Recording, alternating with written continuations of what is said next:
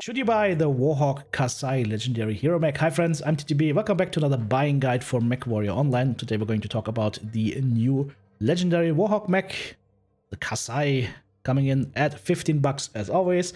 Coming also in with a battle pass where you can unlock some goodies over time.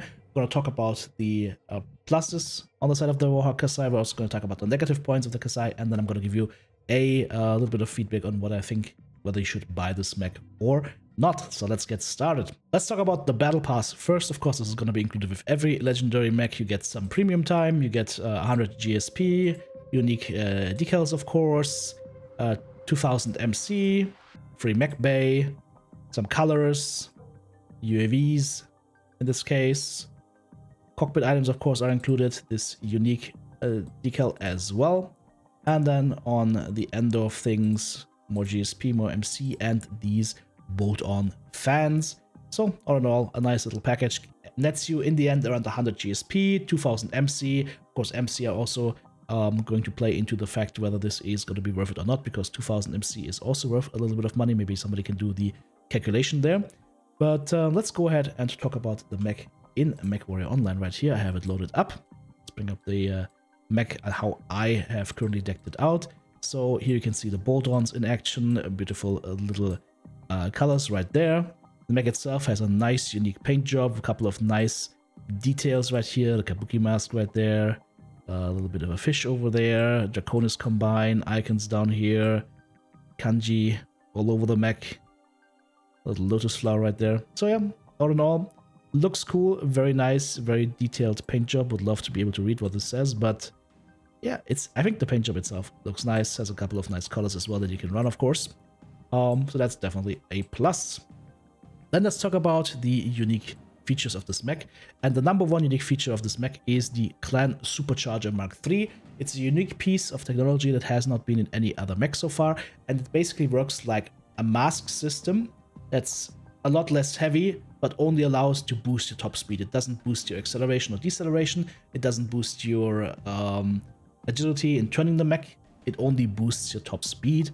With Speed Tweak, we have been able to get like up to almost, what was it, 90 kph with this mech, which allows for some unique ability to run around the map and be more mobile than what people would expect necessarily out of a Warhawk. It also can keep you from being rotated on, especially if you're running like a sniper loadout, if you use this properly. So if you see that you are kind of falling behind your team, you can use the supercharger to close the distance quite quickly. So that is really, really nice to have. We're also getting like two unique omnipods right here. The first one would be the right arm. This one gives you 3 extra missile hard points. That's unique so far. As far as arms are concerned, for Warhawks, it's the only right arm for Warhawks that can run missiles, and it gives you the ability to run 3 different weapon systems on it. And then the other arm, which is going to be the left arm, gives you 4 energy hard points, which is the highest amount of energy hard points that you can have on a Warhawk left arm. Beforehand, the highest was 3 from the Warhawk Nanook Hero mech. Also, on the plus side for this mech is going to be the Warhorn. The Warhorn sounds pretty nice. Here you go.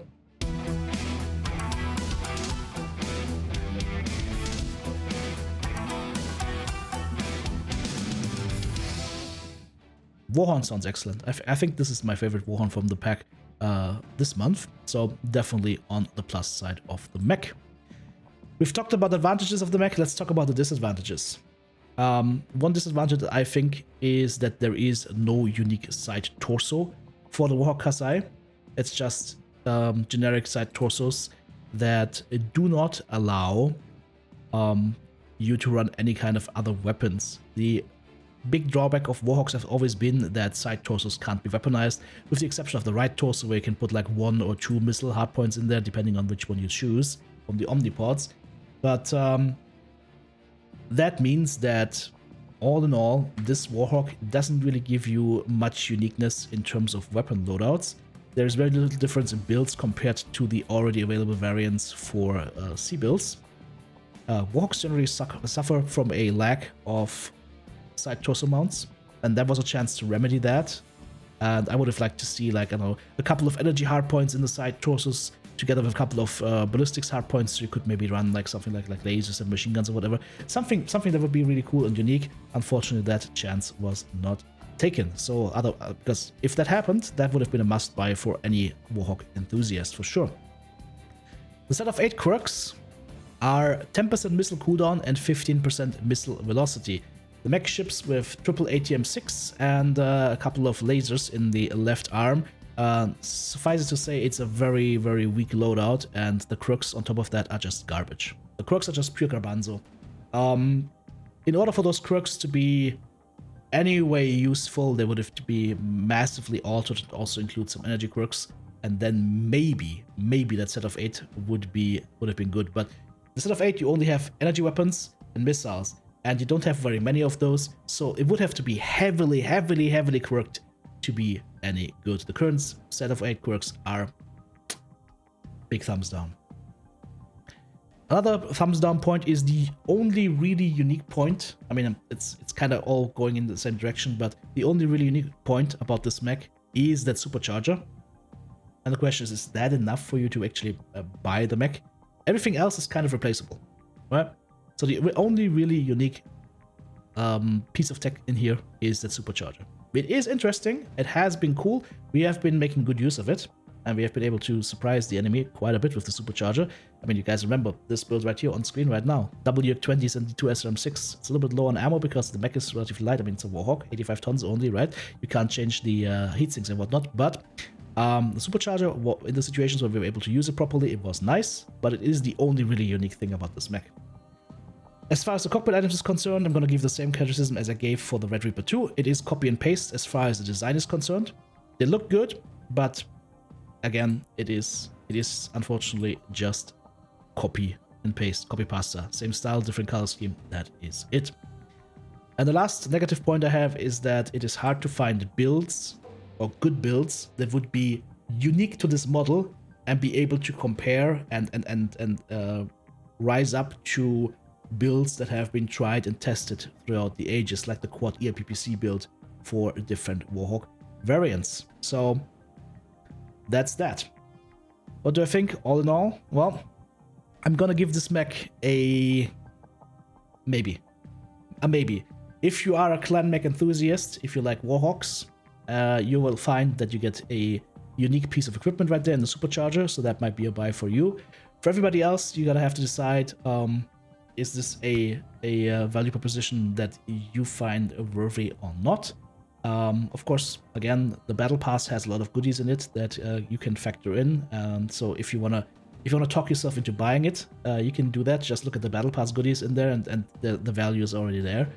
But for everybody else who was expecting something super unique and super strong out of this Warhawk, I would say no. This mech is not insanely strong. Far from it. Like if you compare this, for example, to a Stone Rhino Axum or whatever, it's definitely on the medium to lower end of power, in my opinion. So if you're looking for like really good mechs because they allow you to have like insanely powerful builds, this is not the mech. If you're looking for something that's neat to have because it has something that no other clan mech has, sure, check it out and give it a try. I think you will not be disappointed, but you're getting a Warhawk, so you know what you're getting. Let me know if you guys ended up buying the mech in the comments below. Thank you so much, supporters. Couldn't do it without you. If you want to join Team TTB, check out the join button right here on YouTube, super thanks button in the comment section, or of course the links to Patreon or the merch store listed in the video description.